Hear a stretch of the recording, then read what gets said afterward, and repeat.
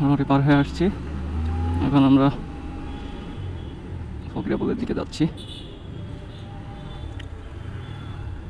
Police হাসপাতালের সামনে।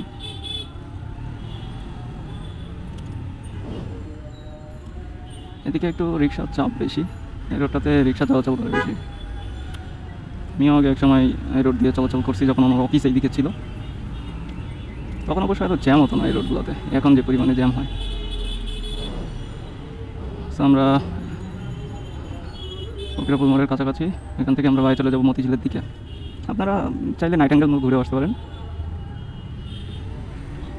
আমি ভাবছিলাম যে এই রোডটা একটু ফাঁকা থাকবে, এই জন্য এদিকে আসছিলাম, বাট ফাঁকা পাই নাই। তো দেখি চিপা দিয়ে একটু যেতে পারি কি। ফাইনালি আসছি ইনশাল্লাহ। ওকে, আলহামদুলিল্লাহ, ওকে ফাইন, বেরিয়ে গেছি। এখান থেকে মতিঝিল বেরিয়ে যাবো ইনশাল্লাহ। সামনে খুব একটা জ্যামের সম্মুখীন মনে হয় হব না, বাকিটা আল্লাহ ভরসা। দেখি কী অবস্থা সামনে, চলুন পুরো রোডটা আপনাদের সাথে শেয়ার করতে করতে যাই। ইস, দেখছেন কী পরিমাণে ভাঙা, মানে এগুলো হঠাৎ করে যদি পড়ে সামনে, তাহলে আপনাদের কন্ট্রোল করতে হবে। এই কন্ট্রোলটা আসলে সবার মধ্যে থাকে না, সবাই এটা করতে পারে না, কিন্তু এটা আমাদের কিন্তু করা উচিত। এরকম ধরনের কন্ট্রোল আমাদের থাকা উচিত, আমরা যারা বাইক রাইডার। কারণ কখন সামনে হুট করে কী পড়বে এটা আপনি বলতে পারবেন না। এখানে আবার কিসের জ্যাম? মতিঝিল গোল চত্বরের জ্যাম?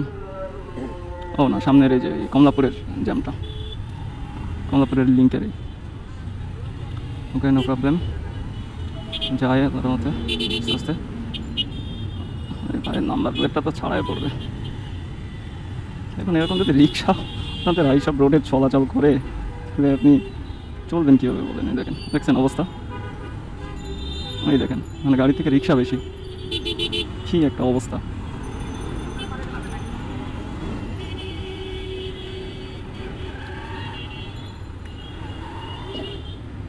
সামনেই বাংলাদেশ ব্যাংক, মতিঝিল শাপলা চত্বর।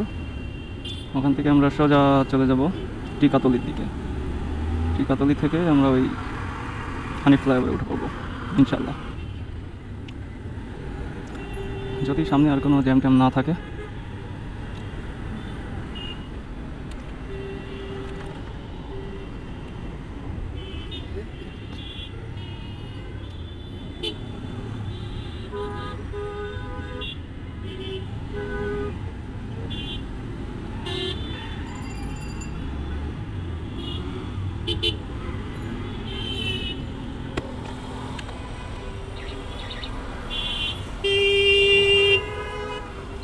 চলে আসছি শাপলা চত্বর। ভাইদারটা একটু খুলে নিলাম, প্রচণ্ড গরম লাগতেছে।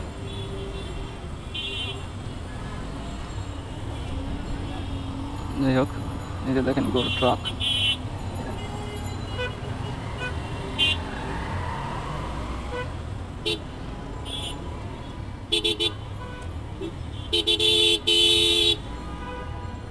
এরা সাইডই দিতে চায় না।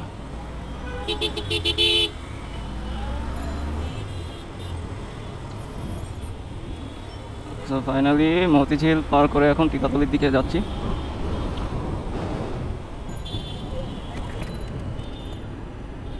আমি অবশ্য জানি না যে রেকর্ড হচ্ছে কি, কারণ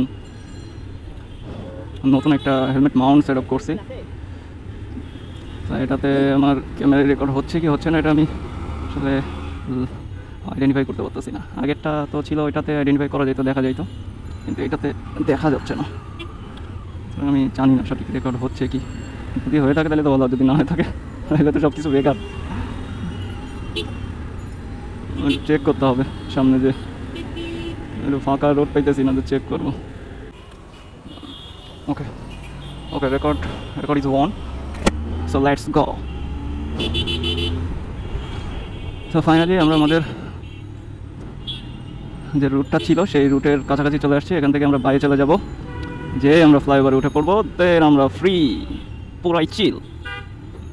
this is the best way if you go Barishal, Khulna আর পদ্মা সেতু। দেখুন কত সুন্দর ক্লিয়ার রোড। এই যে মোড়ে একটু জ্যাম, বাসগুলো দাঁড়ায় থাকবে, পরে আপনি বাম সাইড দিয়ে ফ্লাইওভারে উঠে যেতে পারলেই ওকে, মানে অন্তত যাত্রাবাড়ি থেকে আপনি একটু আরামে যেতে পারবেন, মানে একটু হইলেও আপনি স্বস্তি পাবেন এদিক থেকে যদি ঢুকেন। চলুন, এই যে প্রায় কাছাকাছি আসছি। এই ফুটওভার ব্রিজটার পরেই হচ্ছে আমাদের বাম সাইডে একটা মোড় থাকবে, যেদিক থেকে আমরা ঢুকে যাবো। বাম দিয়েও দিতে পারতাম, দেখি এই দিক থেকে একটু ঢোকার ট্রাই করি। আসলে ঈদের সময় সব দিকেই জ্যাম হয়। হ্যাঁ, এই যে ট্রাকগুলো দিতেছে। যাক, আলহামদুলিল্লাহ চলে আসছি জায়গায়, শুধু ওঠার পালা। এই যে আমরা ফ্লাইওভারের মুখ দেখতে পাচ্ছি। এখানে এরা আসলে এভাবেই থাকবে, আর এখন তো ঈদের সময় এমনি সময়ও থাকে, এখন তো ঈদ, এখন তো আরও থাকবে।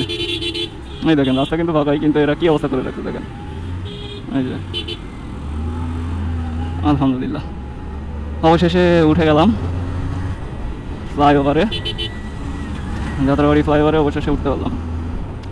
আপনারা দেখবেন আসলে মোটামুটি কিন্তু এই দিক থেকে আসলেই আপনার সুবিধা, দ্রুত ফ্লাইওভারে উঠতে পারবেন যাত্রাবাড়ির তুলনায়। আপনারা চেষ্টা করবেন এই দিক থেকে আসার, তাহলে আপনাদেরই সময়টা বেঁচে যাবে। ভুল করে বামে যায় না, বামে গেলে আবার সাইদাবাদে নেমে পড়বেন, তখন সব বেকার হয়ে যাবে।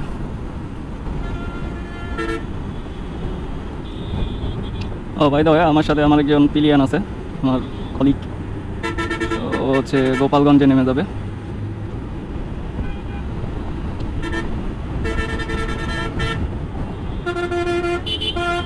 দেখছেন মানে ঈদের সময় কি একটা অবস্থা, দেখেন কী করতেছে, দেখেন এই দোয়েলটা পাউলি মারতেছে। ইম্পিরিয়ালে আবার কি হলো?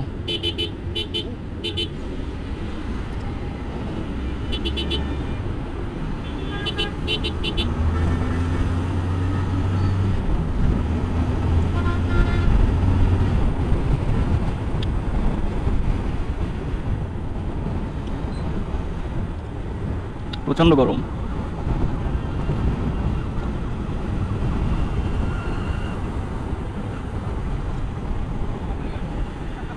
সো গাইজ, আমি আপনাদেরকে সাজেস্ট করবো এটাই, যে আপনারা এই রোডটা চুজ করবেন, তাহলে আরামসে আসতে পারবেন। অন্তত এই ফ্লাইওভারের মুখটাতে আপনি জ্যাম পাবেন না। যাত্রাবাড়িতে আপনি যেরকম জ্যাম পাবেন, এটা যারা নিয়মিত যাতায়াত করে তারা বলতে পারবে।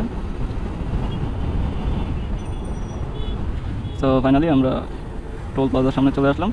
সো এটা এই পর্যন্তই, সামনে দেখা হবে ইনশাল্লাহ।